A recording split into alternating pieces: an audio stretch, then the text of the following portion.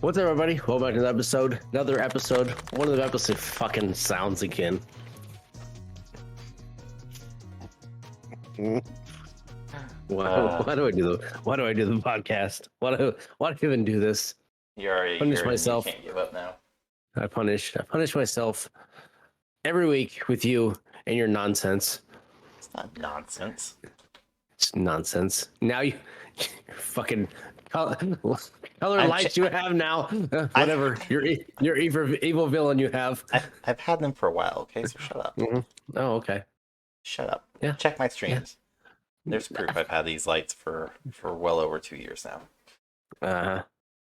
Lies. Your entire existence is a lie. I don't deny that. Not at all.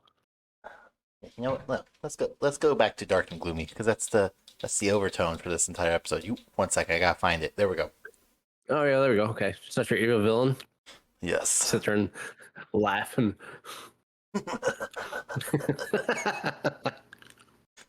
Yeah, man. What the fuck? Whatever. Go on with your story.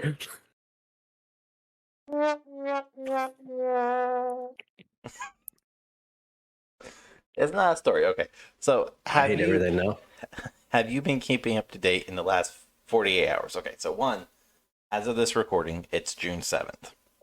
Okay, that's very important because this has started June 5th and June 6th are the two prominent dates in this entire story. Because it started off. But have you been keeping up to date at all with what's going on with Twitch? And all their fucking changes? The only change that I've actually heard that anybody's really even said anything about is the percentage of your screen you can cover with your own ads or something in relation to that. So sponsors or whatever, affiliates, marketing, any ad space. Really, if it basically the way that the terminology originally was, because they're still tweaking it, is this is pink light. Hold on. There we go. Red light. They are tweaking the lingo of it, but it is 3% of your overall exposed screen can be used for any sponsorship, affiliate, marketing, advertisement of any sort. 3%. And they put it into perspective, like how big 3% of your screen actually is. And it's barely like, I think the pixel ratio was 400 by 500, so a very small rectangle. Small. And the other part of it was saying this is for non-Twitch extension based sponsorships and affiliations, because Twitch has their own sponsorship program that you can go through and apply for a bunch of sponsorships and partners and make it so where you get paid via like Corsair or IQ or whoever their sponsorships are, but they have a deal with Twitch to drive Twitch streamers to those platforms to then apply for the sponsorships. Those do not categorize as this third-party ad space of the 3% of your screen. So if you got your sponsorship from Twitch's channel, it doesn't matter how big it is. But if you get from third-party space, non-Twitch, 3% is all you're given. No burn-in or burnout images, which is very prominently used inside of like high-end and top-tier streamers and esports, as well as conventions, concerts. There we go. Esports league, competition leagues as well. Like most of those people use burnt-in, which kind of think of like faded, or the marketing that it kind of just pops up, slides in and slides out. It looks like it's burned into the screen. That is what like the biggest kicker that's going around, and it's of course pissing a lot of people off because again, for several years now, several. It's been about 5 since about 2018, 2019. Twitch has been doing stupid renovations to their platform that is just content creator friendly. It's more marketing and business focus, but it's hurting their entire platform of content creators. And they're, of course, getting very pissed off and upset about all of it. I don't like the red light. But so that's the biggest news. And then you have the second part, which is after Twitch says all this stuff and releases their monthly or weekly whatever update forms, they get blasted. Twitter, Facebook, Instagram, TikTok, YouTube, everywhere, and they're getting blasted. So what they do in kind of like to contest this and be like, oh, we messed up type thing, they said, oh, we apologize for the hard to understand lingo or phrasing that we use. Basically, they said that the wording they have chose to use is being misunderstood and being misrepresented. So they will go back and they will change their wording and phrasing properly so where it better reflects what they're trying to do. But it doesn't change the fact that they specifically said third-party sponsorships, affiliates, all that other stuff, marketing can no longer be any bigger than 3% of your screen. Like, that's not a wording issue. You're a piece of shit company. Literally just we want 3% of the space. Yeah, oh shit, we're being called out. Yeah, I'm looking at the tweet right now about it. So yeah, it's just like on the June 6th, they said we do not intend to limit streamers' ability to enter into direct relationships with sponsors, and we understand that this is an important part of how streamers earn revenue. Then they followed up with we wanted to clarify our existing ad policies that was intended to prohibit third-party ad networks from selling burned-in video, which you said, and display ads on Twitch, which is consistent with other services. So, which it's not consistent with stupid other services, because YouTube, you can have your entire video can just be your marketing if you wanted. Same with Kick and Facebook. Like no one has this strenuous of a fucking policy on this shit. Because it seems like other platforms right now are fully understanding and aware that in order when a streamer gets big or a content creator gets big enough, they get sponsorships. So they shouldn't hinder that aspect at all. Because the bigger the sponsor that content creator has, the more eyes on that platform. Whether it's Facebook, YouTube, Twitch, TikTok, Rumble, Kick. But the article, and this is from Forbes, but the article you can even see in my fish tank if you can read tiny print. Last year alone, Twitch, which is an Amazon-owned company, Twitch revenue last year was $2.8 billion, and they are considered suffering in the revenue department. They themselves, Bezos' dumbass, has came out and said Twitch is hemorrhaging money, and yet they are profiting $2.8 billion. Just want to let that soak in, because I read that part. I was like, are you shitting me? Because that's all I've heard for the past 3 years is Twitch is slowly going under. They don't have the profits. They don't have the financial capability. $2.8 billion. I don't even have a tenth of that. And you're telling me you're hemorrhaging money. Fuck off. But you have a bunch of high-end streamers, content creation groups like the One True King, who guys came out and even tweeted, Twitch is suffocating, this cannot exist under the suffocating canopy of Twitch. Talking about what they're doing right now. And then, does he have a contract with Twitch? I think he used to. I'm not sure if he does anymore. I'm not familiar with I was watching King anymore. Like, I was watching Nick on. Oh, okay. I think I was watching Nick on NickMerc on Monday, and his chat started talking about it, and he was going through it, and he's like, "Oh, this doesn't affect me at all. So what do I care?" Yeah. Oh, okay. Well, because he's going through his overlays and everything. He's like, "Well, my overlays are not a big deal. Like I don't have anything like this, so what do I care?" And I get that, but again, that's part of where I look at like, sorry, but NickMerc is kind of a douchebag when it comes to a lot of things. No, he is. So, No, they all but the are fact is, him. Doc's a big, like that's his whole persona though. that's his persona too.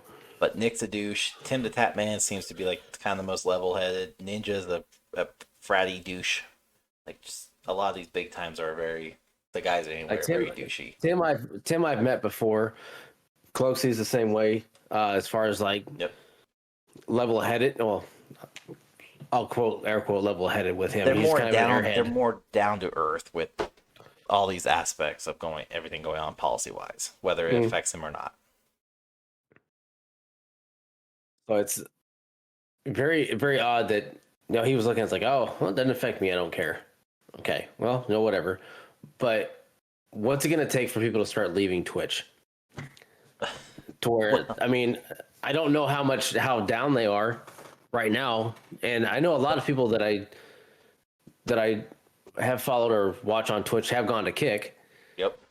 But they also are dual streaming. Yep. Or multi-streaming from Twitch, Kick, YouTube.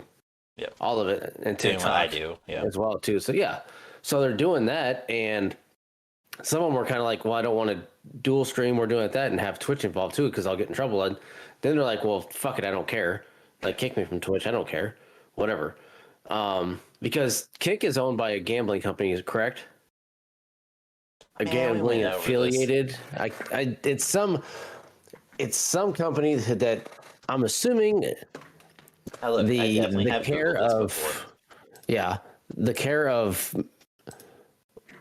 care of it, as far as I think the money aspect of it isn't there, as far as they're splitting or not splitting. They're giving more than streaming is 90 is owned and registered via Australia by Easy Go Entertainment Pty Limited, and its director Breas Pena. I butcher that.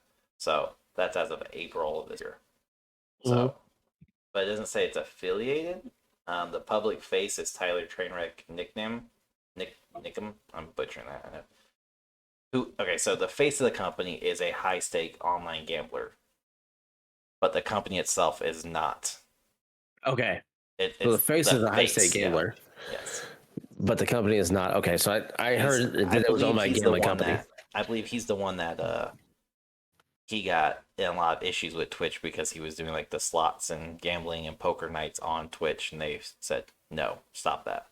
Because Trainwreck sounds familiar, so I believe that's him. I could be wrong, but I know there's a slew of people earlier this year, even late last year, that got in a lot of trouble with gambling. So that makes sense of why on Kick, like obviously I created an account and everything, but I have not done anything on it. I followed maybe 4 people, but my podcast and me recommended 2 other people. The recommended side is a lot of slots and poker and things like that, and I'm like, why am I seeing this? Like, this is not a normal thing for video game streaming, but I see nothing but that because I don't have a hard following. So I don't know if it's an algorithm based, because I don't really have anything like that. Okay, so I'm logging in to kick.com via our podcast channel. Not my personal one, because my personal one I follow like a few hundred people, so it'll mess things up. So just going off of what the featured stream and recommended streams. So feature streams via, again, kick.com, the 2 Guys 1 Gamepad streaming channel. It only follows myself and it follows you. That's the only 2 people it follows. Feature streams is an subathon via South Korea. So a Moises X EBZ walkathon, and then a Wheel of Fortune like game, which is not in English. I don't know what language it is. But it looks like gambling because I see buttons, I see race. Feature streams. Recommended, it's all video games, and then it recommends just chatting. So, which I can see that too, of just chatting, because it's I don't know how, I don't even know if they catch on to it being a podcast one, but Sam, let's see, I'm going to go through the top 4. Nope, that's an IRL and just chatting. Walkathon and just chatting. Slots Casino, which is that roulette thing that I was telling you about. game night, Mhm. and another game night. So it's kind of like it's not 50-50, but it's kind of an even disperse of gambling, randomness, and gaming for the like what it's recommending we watch or even subscribe to. So, but it's very much a Kick. Even after being on Kick for a while now, it's I would almost deem it like an alternative, heavy alternative Twitch streaming, whereas like hot tub streams, pool streams, all that are very frowned upon. Got bad recognition over on Twitch, whereas Kick is literally just like, do you boo boo? You Yeah. want to stream in a bikini? Stream in a bikini. The only thing we require is you must mark your channel 18 and older. Whereas even if you Hmm. do that on Twitch, no, somebody can report you for indecency or having minors in the chat, whatever. It just takes one. You're done or you're temporarily suspended. Hmm. As of right now, Kick is very just Wild West, so to speak. But it's not bad. I get a lot of traction over on Kick when I multi-stream. But Yeah. with Kick though, again, I mean, you do have people like NickMerc, like you said, who basically like, I don't give a fuck. It doesn't affect me. Mhm. And you ask, what will it take? Well, you have Zach Hoyt, who is Asmongold, 3.1 million followers on Twitch, and he literally tweeted on June 5th or 6th saying that this is a legitimate situation where streamers and content creators should boycott Twitch. If somebody with even his platform, yes, 3.4, I think Nick has like a lot more than that. I haven't checked his He's numbers got in a quite a while. few. But if you get those big time streamers like Asmongold, um, Pokimane, One True King, if you got like NickMercs to do it, and Cloaksy and Casual or Courage, sorry, like you would get a lot of traction really quick. But it's also gaining a lot of traction right now because MrBeast, Jimmy Donaldson, uh, he has even came out and he originally tweeted saying something along the lines of he's starting to think about streaming on Twitch's competitors to bring light to this to like be one with Twitch streamers in solidarity. There we go. But this is where things like it gets worse. Okay, have you heard about the $25 thing? No. Okay, so today, early today, again, June 7th, this is very relevant because if we readdress this in a month, June 7th is when this is being recorded. Today, Twitch came out and tweeted something about a $25 cancellation fee for affiliates. Basically, if you were to leave the affiliate, they are thinking about implementing a $25 cancellation fee or the fees of the programming fees itself, whichever one's less. But they don't elaborate like what the programming fees are or what the program fees are. They just say you will be charged on your last monthly statement the whichever one's lower the cost of the programming fees for being inside the affiliate program or partnership and or $25, whichever one's cheaper. And this you can go look at Kick on Twitter because they literally tweeted at this saying we will cover the $25 fee for anyone willing to break their affiliate or partner contract and move to Kick. And there's a lot of like I've seen several tweets about Twitch has implemented this $25 termination fee, and I've seen ones from Twitch not saying that they have, but saying they're considering it. So take that with a grain of salt. But if that comes to fruition, that will be probably the final nail in the coffin for at least all your affiliates who are just like, fuck it, done. I don't want to do this anymore. This is stupid. It's not what my contract says. And I can loosely remember what my affiliate contract stated, and the big thing was no multi-streaming, no sharing the same content within 24 hours, But the whole big deal was Twitch owns the property for 24 hours. And then Yeah. you can go anywhere. But they never talk about a program fee or like what this costs. Because if they did, that would be a whole different animal. So there's that. What dipshit is running it? Like, obviously, it's not Bezos because he's just talking about what the information he's getting. Some dipshit is running Twitch and apparently not running it in any manner that it should be ran, and probably nobody who is even remotely close to the world of streaming or anything. Because if it was, then it would be way different.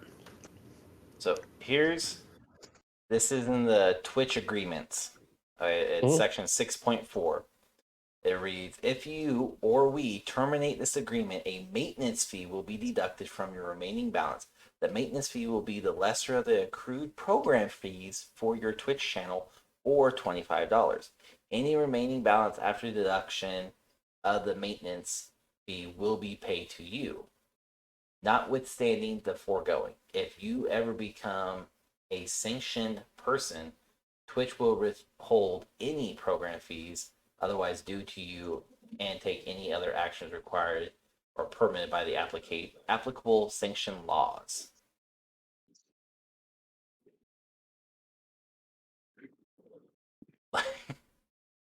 I know we've talked about Twitch being a shit show last year. Yeah. that like this is, I don't know what's going on over there.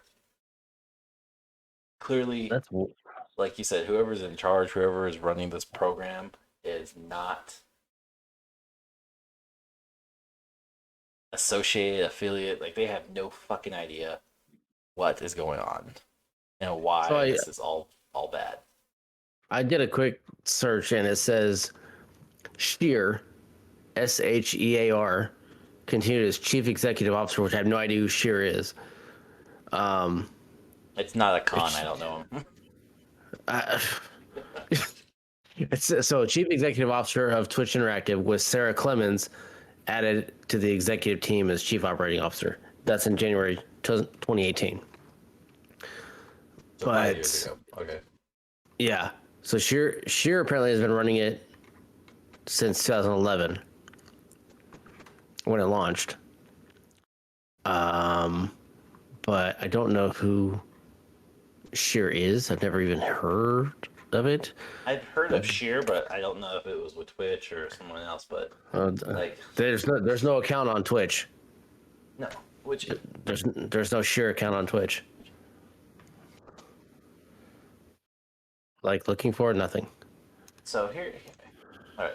So if you're going to run this streaming platform or any streaming platform, Kick, YouTube, Facebook Gaming, Rumble, whoever the fuck, Trovo, one would think at least your CEO, CFO, COO, whatever, fucking chief, something, want to do, that position or any higher up position should have an account. Doesn't matter if they have any followers or subscribers, but that person should have an account. And at least on that account, it should, at the bare minimum, say their title position and then link you to the Twitch official or the platform's official channel. So you can be like, oh, I have like, okay, cool. I can put two and two. But when you have these, in this case, a ghost style account where they don't have an account, they're not active in it, even if they use a Twitch platform account, you know they don't. They are so disconnected from this, and then they're implementing this as though this is a business for business type concept, and it's not. But it's also not like Hollywood either. This is, you're a content creator, you're creating entertainment for the masses of which decide to follow you, subscribe to you, pay to you, support you that way financially. Also being brought in by sponsors and affiliates and brands and marketing and all that. You are simply just a platform for that content creator to rise to fame, so to speak. But what Twitch is doing is like, you're my employee. We have a termination fee. By the way, you didn't get your branding and sponsoring from us, so that's not allowed. They're like working at Walmart or Target and be like, that's not the proper shade of blue or red for your vest or for your polo, or your wrong shade of khakis. You can't wear, like, you didn't buy that from here. It's so stupid and asinine that makes no fucking sense. And I think, like, it will have to touch base in like a week or two, or maybe a month, depending upon what shit happens between now and then. But I think if we have big name streamers like Asmongold truly boycott and not stream there and go to Kick or YouTube or Facebook or, again, any other streaming platform, they actively do that and they just stop saying, you can't find me on Twitch anymore. You can go and watch my old VODs, but that's it. Then I think by the end of the year, if not, no, 6 months time, that's the end of the year now. By the end of 2023, Twitch will be singing a different tune if it doesn't by the end of this month of June. But they really need to scrap a lot of these higher up positions and get people who are immersed in the field, or at least somehow connected to the field. If they were to bring on, not NickMerc, because he's too self-centered and egotistical about himself. He clearly cares nothing about the smaller streamers because it doesn't affect them. But bring in somebody who has been streaming for so many years and let them come in and be like, okay, look, this is what the smaller streamers are needing help with. This is what you're not doing. Let's get that done with. This is what our partnership needs to be doing. This is what our affiliate ships need to be doing. And let streamers and content creators help build and restructure the streaming and content world versus some old ass people who have no fucking idea what's going on. But again, that's not business savvy. You cannot give everybody every tool they need to be successful, because then across the board you have the same thing. You can't diversify and everything. So, but the people that know how to do it will figure it out. It's not going to be a clear cut. Somebody comes in and says, "Here's what we need to do." It's going to be somebody who has Twitterverse for that. The initiative to change things. But also looking at it, Sarah Clemens isn't even there anymore. So she left in 2001. So, and this was around the whole time when the sexual harassment emails came out. Yeah. Within Twitch. So I don't know if she's involved or not or whatnot, but this is 2021 is about the time she left.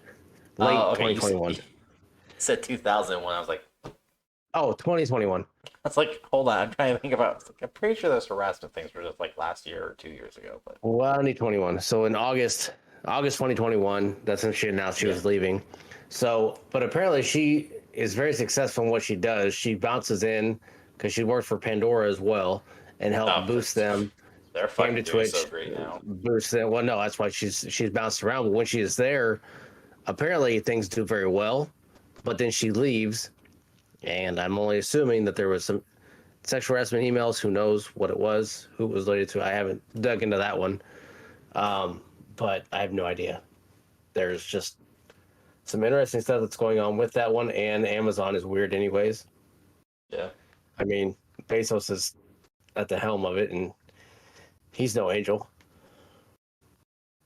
either. So, but I saw this on watching somebody's Twitch stream the other day, though, before this all took place, and I thought it was funny, which is what led me to actually want to talk about streaming again for an episode. Just so happened Twitch fucked up, and now we're able to do something interesting. Did you know you cannot ban, suspend, mute, or kick a Twitch mod or Twitch employee? I mean, that would make sense. It would, but the problem is, and there was a Twitch mod who came in somebody's chat, was like, I don't know if you can do this or not. And the streamer was like, okay, hey, kick him. And it says, you're unauthorized to kick, and then insert name as they are a Twitch mod. He's like, okay, ban him, and he goes through everything, same script. And then she's like, "Oh, that's so interesting. I didn't know that." Oh, that's dangerous. And even the Twitch mod herself came out in the chat. Was like, "This is why there's people out there who have made outrageous claims saying I'm getting harassed by Twitch mods and I can't do anything about it." And for the most part, most people just like brush underneath the rugs, whatever, no proof. And yet this lady's on a Twitch stream live. Oh, there may be some truth to this now. Interesting. Mm-hmm. I mean, it makes perfect sense because you want them to be able to moderate everything, but there's a point. It's like a little too much freedom there. A little too much. Yeah, I mean, it makes sense of why you cannot do that. I mean, it's just like Facebook. Anything you put on there is not your stuff. It's Facebook's. I mean, you're using a free service. Social media Twitch. as a whole. I mean, you're using a free service. Granted, you can make money off of it, but you're still not paying into it to do anything. Which is so funny, and I'm so glad you mentioned Facebook because I think we've talked about this before. If we haven't, we're going to, because I always find it funny when people make those long, lengthy posts on Facebook and they're like, "I do not consent to Facebook using it," and I'm just like, "Yes, you fucking did consent. You literally consented with terms and agreement when you create that fucking account. Shut up." I've gone around with like family members like, "You really need to like take that off." Well, it's true they can't. No. Fucking ignorant. Go read your T's and C's. I promise you, your T and C says that Facebook has the right to use it. Same with Apple, same with Samsung and Google and Twitch and YouTube and Trovo, TikTok. They all have the right to it. That's why no matter what, you like your content is not yours, never will be yours. It's it's a whole thing. I often see it mostly with the boomer generation and Gen X generation too, the older Gen X, and then anyone really older than that too, just posting that type of stuff. And I get a laugh out of it every time, which is, you don't understand shit, do you? This isn't the Yellow Pages. Like, it's not the same. It's a blessing and a curse. You can talk to people all over the globe. You can stay connected. You can do all this interesting stuff. You can do virtual podcasts from miles and miles away. You can live stream. You can play games with everybody. You can share your day to day. You meet friends, make friends, keep friends, remember people. But it all comes at a cost of it's not yours. And like, I'm not against her for it. I don't care because I understand the concept of whatever I put up on Facebook, Instagram, YouTube, TikTok, it's out there. It's not mine. That's also why I make sure I don't say stupid shit that could be misconstrued. Like a couple DMs I've got in Facebook from 15 years ago where I'm like, oh, that would not age very well. I didn't send it, but I don't know the context of the message either because it's like, it's a memory, a Facebook memory. It's like, this day ago, somebody wrote on my wall. I was like, oh, yeah, you can't say that anymore. That's very offensive. I love Facebook memories. Times changed. Times change. Things don't age well. That comment definitely didn't age well at all. Kevin Hart's comment aged well better than that. I had to call him out on it too. I sent that person a message like, "Hey, do you feel like a shitty person now?" I didn't mean it like that. No. You're on the kick now. I just want to. Yeah. You're talking a lot of shit for someone who posted this. You could backpedal so fast. Yeah. I thought it was interesting. But no, I mean, other than Twitch though, have you had the time? I know I talked to you 2 weeks ago, was it? About the new Street Fighter 6, Mortal Kombat 1. Have you watched that? No. No, okay. So I would bring it up, but Google Chrome's being a bitch on my side, so I can't use it anymore. It's just on my screen. It's there for surface lighting. Street Fighter 6 came out a week ago, or 2 weeks ago, and the trailer for it, and even the actual gameplay, is not great. you are finally able to create a character. You can roam the streets in a quote. I hate when they use this word, open world. Mm-hmm. Come fine, but you can roam the streets. You can take quests. You can fight people. You can randomly fight people. You can randomly punch an old lady. But it's I don't like the animation looks. I don't like the graphic design look of it. It looks very, very, very bad anime style, and just not a big fan of that. Not a big fan of the 3D bubble animation or anime style. But a lot of people have been making videos and literally going around like, "Oh, can you punch this person?" And somebody uppercuts uh, a woman just on the side of the street who's selling apples or something in the game. Mm-hmm. It's supposed to have a good storyline. It's supposed to be really fun. The trailer's funny and not any like, haha, more of a, oh, well, this should have been released a few years ago when it was better put. Mm-hmm.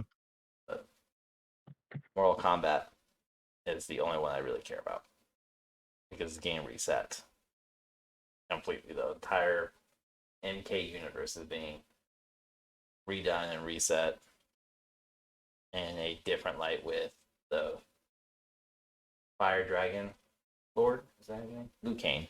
He's a god. At the end of MK11, he takes over Kronos' sphere and crown and now controls time and rewrites history. But bringing back a lot of people, and you will have Shao Kahn, Shang Tsung, Johnny Cage, the classics. People have been gone for decades now. But they, I wish fucking Google Chrome was working.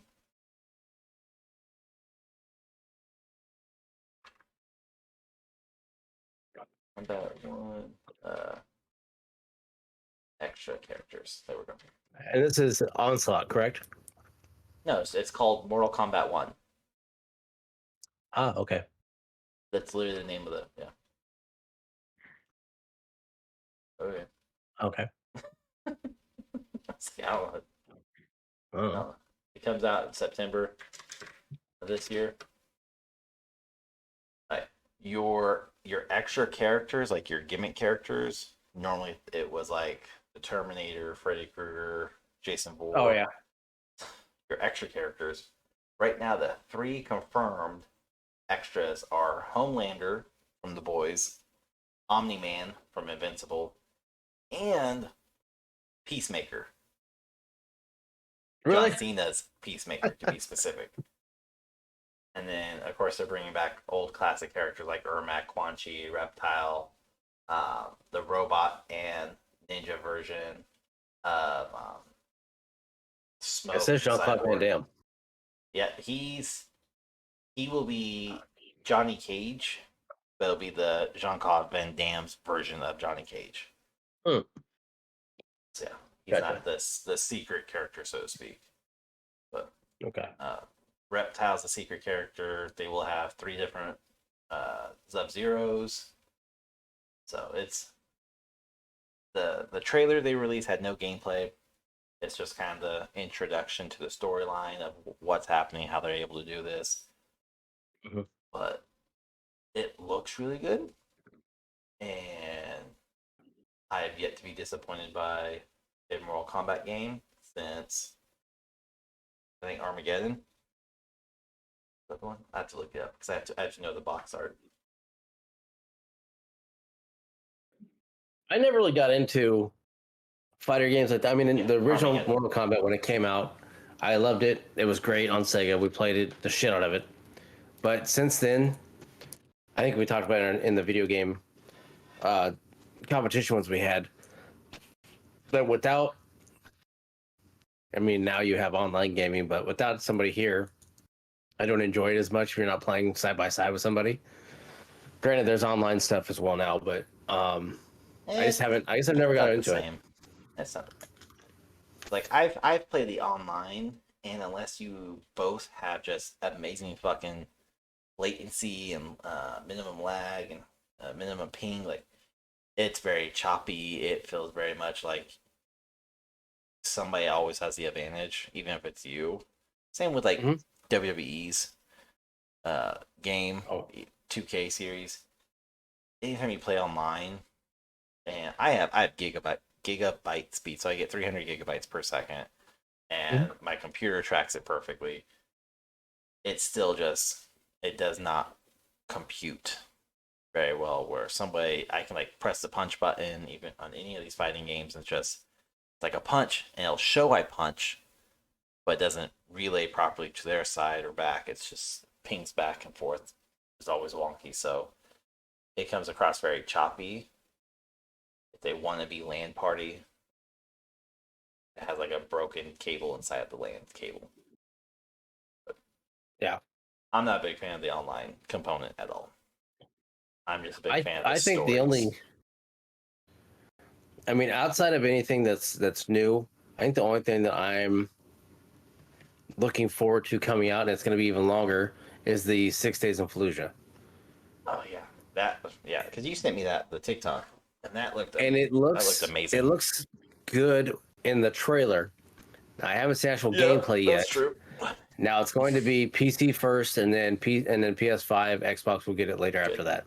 Because I was going to ask you about that. So my guess is that a lot of it's probably going to be beta for PC, possibly, maybe not. I don't know, but No, that's the big thing on PC right now, especially if they're launching on Steam, is to have a fucking beta, an open beta for months and months and months, yeah. and then like, okay, we're finished. Now I don't know when it was started design. I don't know how long it's been in design. The concepts, the alpha came out, or the beta's out, or anything like that. One thing I don't want is I don't want a Battlefield 2042 repeat and everything's going to be fucked up, because the game has potential. It has a Hey, the way it's 2042 was an amazing fucking game. fucking trash can on fire rolling down a hill That's into a being very shitstorm. nice. That's being very nice. The way this game looks, the way they described it, the way that every time you go into the game it changes. The enemy changes, the terrain changes, the buildings change, the positioning of everything Layouts, yep. changes. If it works that way and the aspect of everything is good, it has a fire team mentality to it, because I believe it's a 4 to 5 man fire team that you're 46. doing. Yep. It's a 4 to 6, okay. 4 to 6 man fire team going through clearing Fallujah. Yeah. And it's supposed to be very tactical. You have no heads up monitor as far as your ammo, your health, nothing.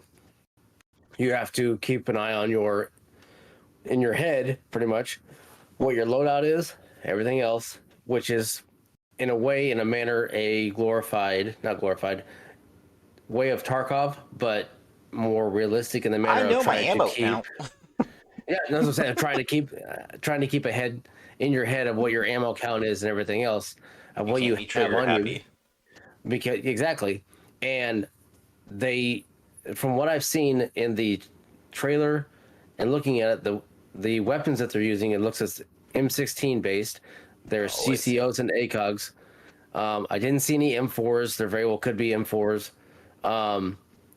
Shotgun, I'm assuming, but it's all breach and clear, and a lot of CCQ and everything else going through the entire world that they're creating, and it has potential to be pretty fun. I just think it's going to be a very technical game, and I'm looking forward to it. I just will have to wait a little bit longer to play it if it's done correctly.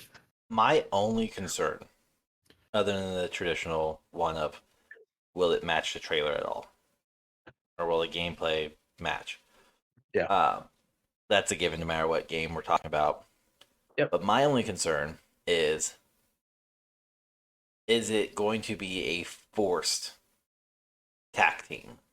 Am I going to be forced to partner up with 3 other players, 5 other players? If it's just myself, can I try to do it solo? Is it required multiplayer? Or if like you and I want to hop on, do we have to take 2 other real players? Or will it autofill it with AIs? So that's like my only concern, because again, as we found out from playing Call of Duty and playing with fucking random people, or me randomly picking people up because press the fucking F key. It's not fun. It's not enjoyable to have that random person that you don't know, whether accident or on purpose, either way. It's not fun. And it tends to ruin the experience because if they don't have a headset, they don't want to talk, or they don't understand the terminology. Because I think 6 Days in Fallujah will be very, very big within the military community, because we'll all be able to get together and be like, on your six, right? Charlie's over here. Like, we'll be able to use proper military lingo and have minimum issues with conversing with one another. Whereas if we get in with like some random ass, never before served person, civilian, the only thing they really will have to go off of is maybe they've seen Black Hawk Down. Maybe they've seen 1942. Maybe they've seen these war movies. Like, that's like a huge maybe. And it'd be like, oh yeah, Charlie's over here. Who the fuck is Charlie? Charlie. But it's just Charlie. Fuck's sakes. Like, it.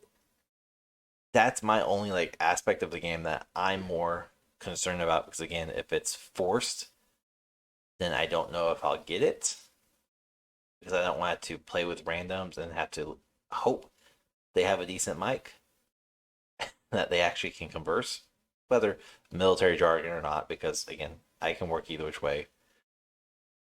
But people suck at conversing, and even Warzone or Fortnite or Apex, they'll be like, over there, over there, over there.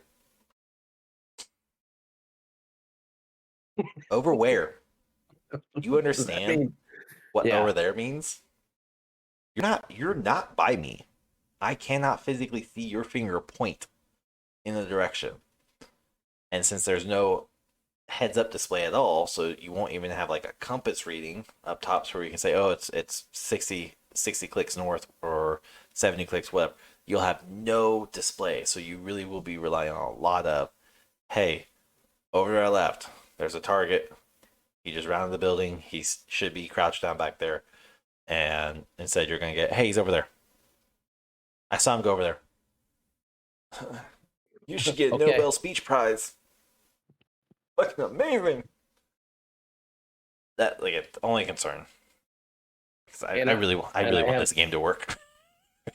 I do too, but I do see it being a forced. I don't think they'll allow it to be a solo, a duel. You can do forced. Yeah, I think it'd be forced. I heard yeah, I think it'll be like Forest, like the Forest game, where it's a survival and you get dropped down. It's like, oh, okay, I can do single player there. I died, but I can do single player. No, it'll be forced, I think. Yeah, because that's their big thing is squad mentality. Now, if they allow you to do singles, and cool. If they partner you up with like AIs, that's fine, but then that means you have to really know how to control the emotes or whatever to basically signal.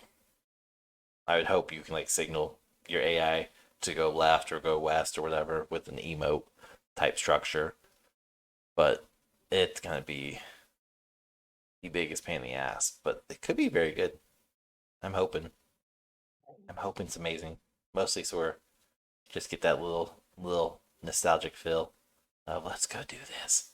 This is the first time I'm on the ground. I'm not looking at Pred feed. I'm in the trenches, bitch. Yeah. Air Force style. I got my comfy chair. It'll be. I can still see it. it'll be a fun game if it sticks to the way that the trailer looks.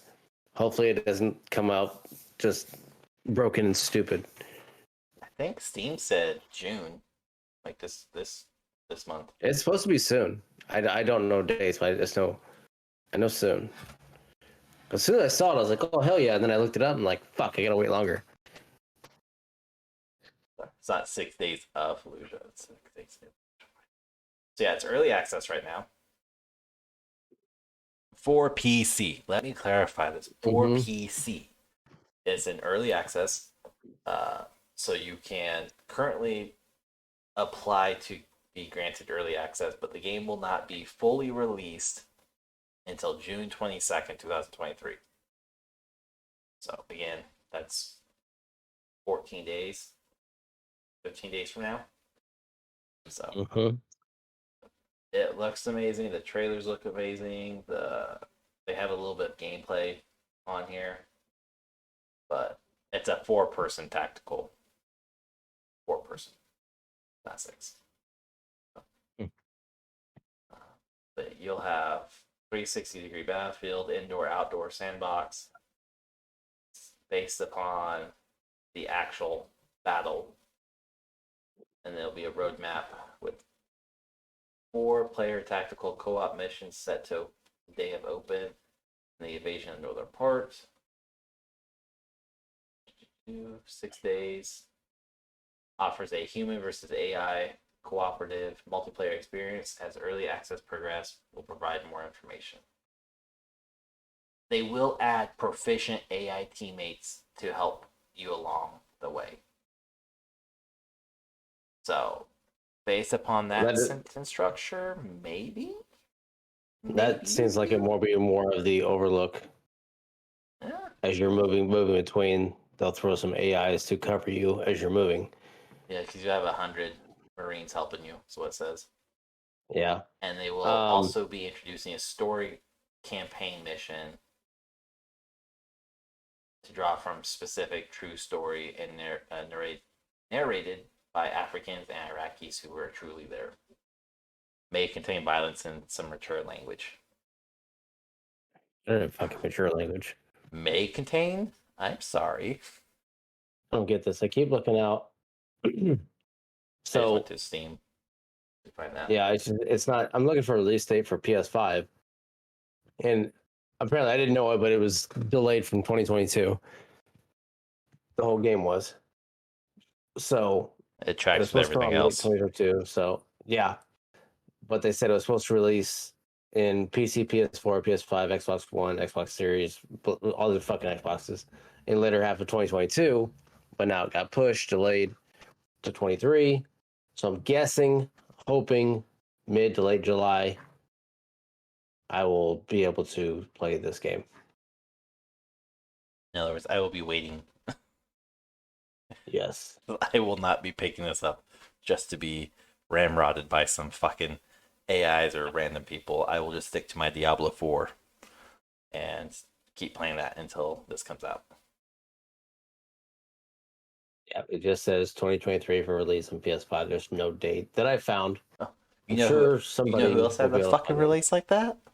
Skull and Bones. Sometime it's coming at some point. I did the stress tests, and then they said, "Oh, we're not going to release this in March. We're going to release it in, I think it was June or July." So I got excited, and now it's we're going to release in October. Now it's a December 23rd, 2023, which means TBA or TBD. They have no actual date because every time they run a stress test on it, it comes back, and I will give it to them. I wish Cyberpunk would have did this instead of bending over backwards for the fucking dumbasses called consumers. But as long as the game comes out nearly perfect and it's actually truly finished, I'm not having to pay $24.99 every 90 days to 6 months for a season pass or DLC shit that is required for me to progress within the story. I don't care. Take all the time you want. I already pre-ordered the bitch. I will have it one way or another. It's just a matter if I will be in my 30s or if I'll be in my 40s. That's all that matters. Because this game has been postponed from 2022 to now into 2023. So, that's the only game and Mortal Kombat. Only game I care about. I don't care about the Spider-Man 2 game that got announced. Not one to bring me back to PlayStation, but the Metal Gear Solid is. That's tempting. But not enough for me to spend $600 on PS5. I like the original Metal Gear Solid. It won't be the same of how you unplug my controller to put in slot 2 or my memory card in slot 2 and back to slot 1 to defeat Mantis, but hey, whatever, I'll take it. But not a lot of big games coming out other than those. 6 Days in Fallujah. Just butchered it and I can't pronounce it right. Fallujah has potential, so we'll see. But yeah. Look at that video game episode with Twitch streaming episode. Yeah, just a shit show. What's going on? You're not familiar with streaming world. It'll be interesting though to see what happens with everything going on the streaming platforms, mostly Twitch, of course. Interesting to see what Kick's gonna do because they're very active on this, on the whole damn thing. Like they're tweeting, retweeting everything. They're taking shots. So super funny. If you haven't, go to Twitch or Twitter and just follow kick.com. Fun tweets to read from now, every now and then. And then, of course, potential games. That's all I really got. Other than a Thursday thing, but I'll let you do that. I think there's a lot of stuff coming out. 6 Days in Fallujah should be fun. Hopefully it's fun. When and if it ever comes out. So it's coming out for me on the 22nd. Yeah, whatever. I don't know. It'll be cool. It'll be cool to see it once everybody starts playing it, because I'm sure it'll be streamed on everything. Somebody will grab it, play it. I'll find it and watch it. I don't know. It'll be cool. But yeah, Thursday nights we play. It'll be fun. Warzone. We've teased Fortnite. Never played it. We've talked about other games too, but this is one of those of like, do we really want to play Fortnite and get fucking owned by dweebs? Yeah. Let's get owned by, at least we can assume these are adults because it's rated M. This should be only adults, but makes me feel a little better. But meh. Yeah. Yep. Check us out every Thursday. We play something, more than likely Warzone, but whatever we can find. DMZ 2. We play Call of Duty. That's pretty much it. So yeah, check it out. It's a good one to watch us lose. But yeah, I don't know. Yeah, we lose at Warzone. Yeah. A lot. And then we... only 97%. Okay. I'm ready to go home. We're signing off. I'm done with this now. Just remember, life is like a bird. It's nice and pretty until it shits on your head. Fucking asshole. Thank you, everyone. We'll see you on the next episode. Oh, I fucking hate these sounds. Bye.